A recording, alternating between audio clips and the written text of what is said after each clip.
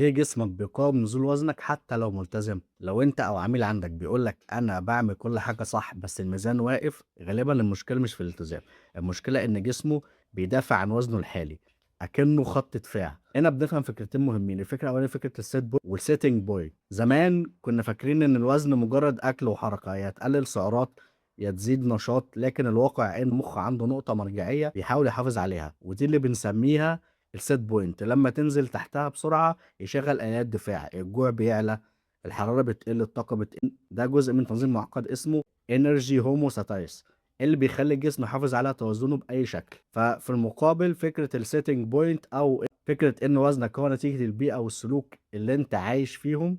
يعني لو حياتك فيها أكل متاح طول الوقت، قلة حركة، ضغط عالي، طبيعي وزنك يستقر على رقم أعلى حتى لو مفيش نقطة ثابتة محددة من المخ. خلينا اديك مثال عملي.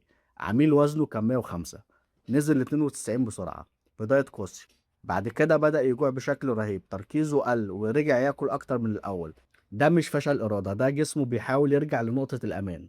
لما غيرنا الاستراتيجية وبقينا ننزل ببطء، نزود بروتين، نرفع شدة التمرين ونقلل حجمه، نظبط نومه، جسمه بدأ يعيد ضبط النقطة دي تدريجيا وثبت على وزن أقل من غير مقاومة شرسة. الفرق بين التفكير القديم والجديد إنك بدل ما تحارب جسمك بتشتغل معاه. هدفك مش إنك تنزل وزن بسرعة وخلاص، هدفك تغير البيئة والعادات لحد ما الوزن الجديد يبقى هو الوزن الطبيعي اللي جسمك مرتاح عليه. الخلاصة إن التحكم في الوزن على المدى الطويل مش معركة إرادة، هو إدارة ذكية لنظام بيحاول يحافظ على نفسه. خطوات صغيرة ومستقرة تقدر تغير نقطة السكرار دي، وده اللي بيخلي النتيجة تعيش معاك مش تختفي. لو انت شغال مع عملائك او بتحاول تنزل وزنك بنفسك، ركز في الفكرة دي كويس، لانها الفرق بين نتائج واقعية مؤقتة ونتائج بتستمر. لو عجبك الفيديو ده ما تنساش تعمل فولو ولايك وشير، واكتب لي في الكومنت سؤالك وارد